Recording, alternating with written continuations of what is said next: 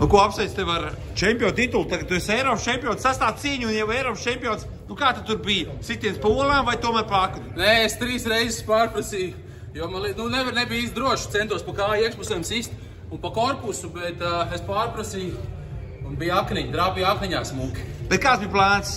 Tieši tāds bija plāns vai tomēr tas sanāca viss organiski? Nē, nu es zināju, ka viņš klinčotājs ir. Man klinčot arī patīk.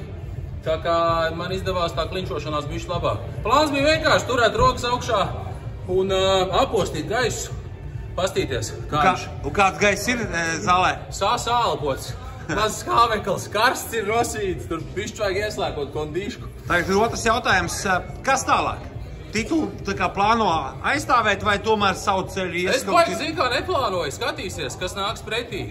Galvenais ir kāpt uz augšu tagad atpakaļ uz treniņiem un jākapā un jāstāsta, ko dzīve metīs pretī. Es, ja godīgi nebiju domājis, ka es tik tālu kaut ko darīšu. Super. Pirmā titula, pirmā josta vai tomēr laikam vēl Getiņā? Getiņā bija vēl smags ar jostu, bet tas nav profesionāli. Un tad vēl amatieros Eiropas čempionam bija tas zelts un sudrabs. Tad kā tev ir jau kaut kāds skapīts, jau ir speciāli pēc trofejām? Zālē viss tiek turēts. Tā kā atnāk cilvēki, var papriecāties, ka šajā zālē trenējās kāds, kas jostas vāc. Kas kaut ko dara, jā, un nes prestižu zālē. Jā. Nu, ko apsveic tev? Tad, šitās, bet es domāju, tu man kā dāvanu dos. Nē, šitā pārāk dārga. Jā, apsveic tev vēlreiz uzvaru, lai veicās. Jā, čau.